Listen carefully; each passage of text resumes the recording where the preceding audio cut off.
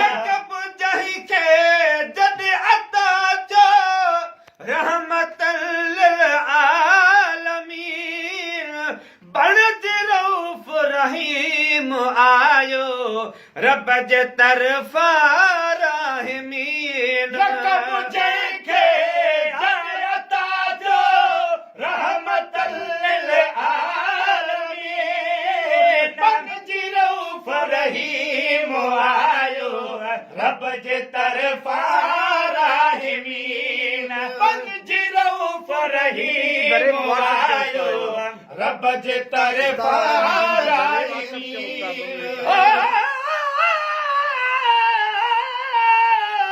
पर तूं सोना तॾहिं आशिक़ सोणे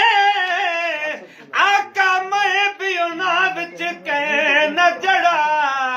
तूं गुल ये सब बुलबुल हैं मैं चिड़ी चंडूरे का जड़ा सोने मुहावाले तेरे कोल बहन मैं कमीनड़े ताए हक केड़ा कंध हेठ थिया अखियां चा न सघां नहीं अलाइक परे कनू तकण जड़ा कर मेहर नज़र तथी लाइक पवां थी वहिक जॾियां विच चस जहिड़ा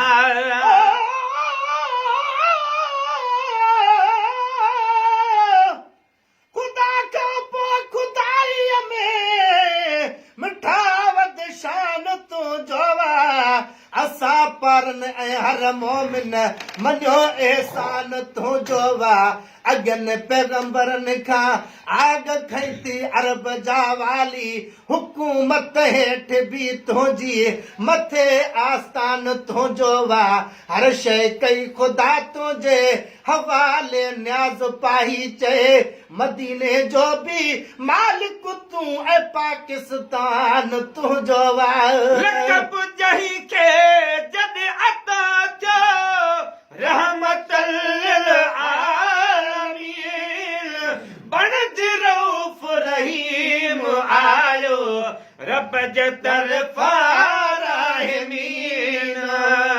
बणिज रऊफ़ रहीम आयो रब जे तरफ़ां राहिमीन हर घड़ी उल्फत सां उन सां ईअं के पियो साराहिबो हर घड़ी उल्फत सां उन सां ईअं के पियो साराहिबो लफ़्ज़ दिल ते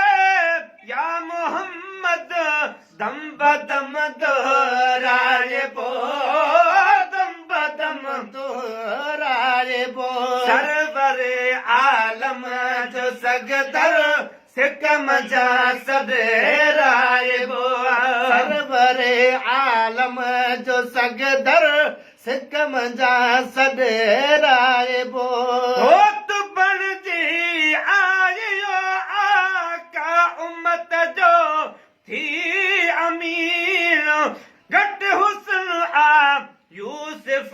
वधे भाइया हज़रत हसीन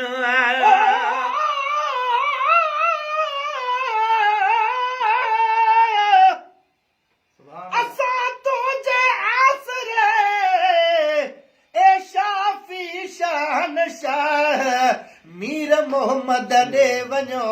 इहा रब ॾसी राह अहिड़ी रीति क़ुरान में लिखी आयत पाण अलाह जंहिं तोखे ॾिठो तंहिं मूं रब खे ॾिठो वाधारी वाह वाह गुलाम नबी अरमान वाह के गाफ़िल थिया गुमराह वया निकिरी तन जालाह जन की न मञो क़ुरान खे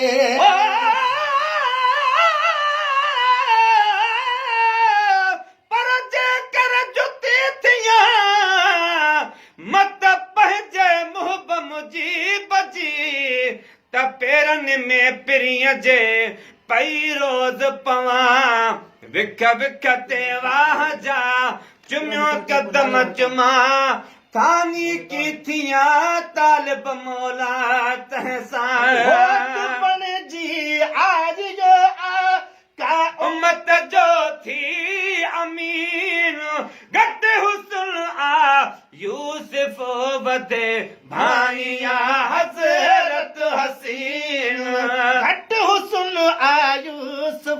भाई हज़रत हसीन नूर मञे बो नूर आमुन किरखे बि मञे राजबो नूर मञबो नूर आमुन किरखे बि मञे राजबो लफ्ज़ दिल ते या मोहम्मद दम बदम दोराजबो दम बदम दम दोराजबो सरवरे आलम जो सगदर सिकम जा सॾे